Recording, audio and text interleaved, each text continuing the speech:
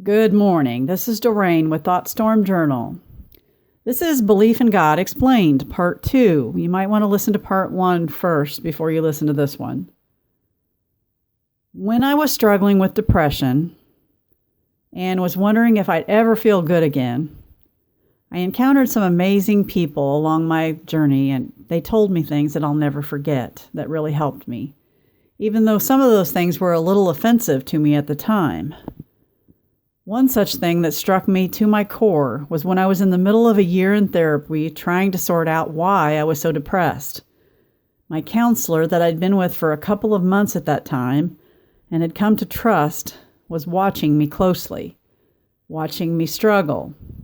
And he sat me down one day and he told me I might want to try to embrace some idea of God in order to heal. As an atheist, I was offended at first. This was not something that set well with me. I didn't expect this. How could pretending to believe in imaginary entities help me? And this is the way any atheist would feel, like someone was trying to sell them a bill of goods.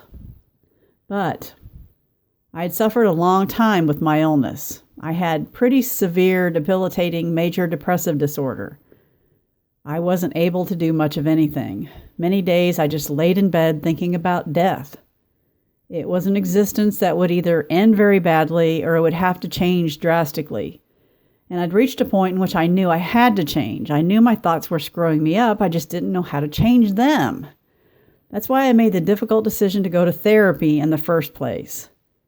And as I trusted this counselor who knew I was an atheist and knew it wouldn't set well with me, he brought it up anyway. So I had to think about that, and I had to ask myself why. And the answer was because he thought it might help me. And I'd promised myself that I'd do anything, embrace anything I had to do in order to help myself recover. And since he thought it might help, I began the process of bridging the gap between logic and science versus the concept of God so that I could wrap my mind around the idea of a higher power. And as it turns out, looking back on the whole thing, this is what helped me with my depression more than anything. This is why I'm telling you about this. Whether you believe in God or not, you're constantly being called to your spiritual side. Many atheists actually are spiritual in a sense. Some have a spiritual practice that doesn't involve the worship of a deity. Buddhism, in fact, is a spiritual philosophy, not a religion. And so Buddhists worship no deities. There is no God of Buddhism. And this paradigm works for some people, but it didn't really work for me. Being an atheist, I really embraced science, which at the time I thought had all the answers. But what I didn't realize is that science does have all the answers. Too many different answers, actually, to be really definitive. If you look hard enough, scientists believe in all kinds of things that contradict each other. Scientists are individuals, just like everyone else. They have varying theories. And even though they're supposed to follow the evidence to whatever it leads them to without bias, I kind of think they have just a little bit of bias and don't always do that quite to the letter. Because let's face it, everyone has a little bias. We all want certain things to be true, no matter how much we say we want to be logical about them. We all have a set of perceptions, and we all have a particular perspective on a subject. So how can we not be biased at all? I don't think we can. But this was the very idea that gave me a back door to God, because there are scientists that believe in God. They just have unique scientific perspectives on the matter. The great scientist and astronomer Galileo was a man of God who was ironically convicted as a heretic by the Catholic Church for presenting the idea that the planets revolved around the sun rather than all of them revolving around the earth, which is what they believed at the time. But he stood by his convictions to the end with God in mind when he stated, "I do not feel obliged to believe that the same God that endowed us with senses, reason, and intellect has intended us to forgo their use." So he was saying that his scientific mind was given to him by God, and God intended him to use it to whatever end. Francis Collins, director of the National Institutes of Health, said this: "The God of the Bible is also the God of the genome.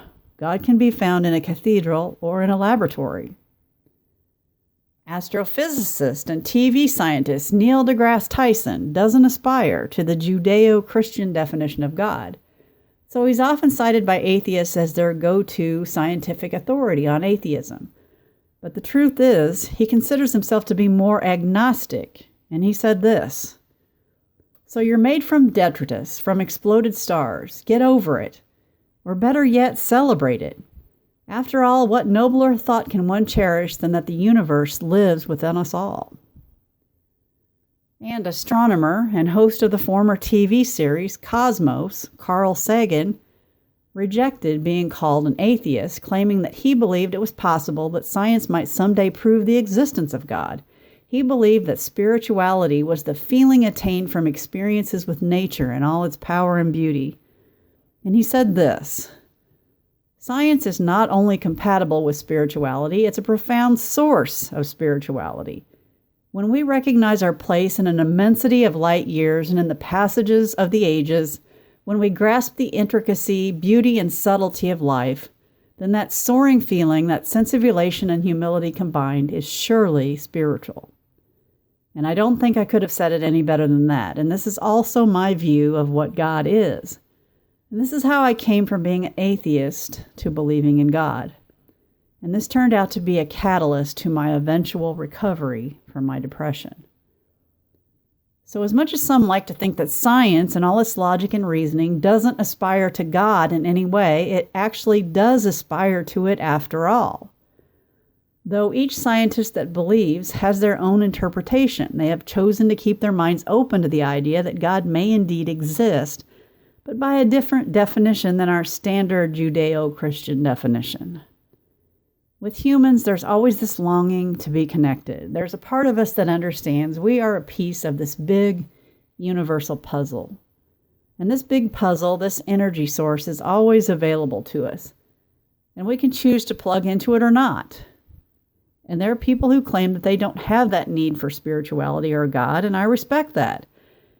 And I hope that they never do need that.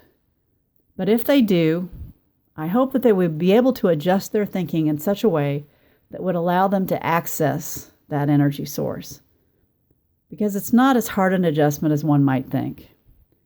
I've tried it both ways, with God and without.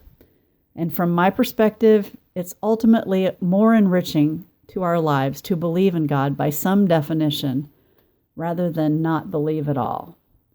And that's what my therapist was trying to tell me.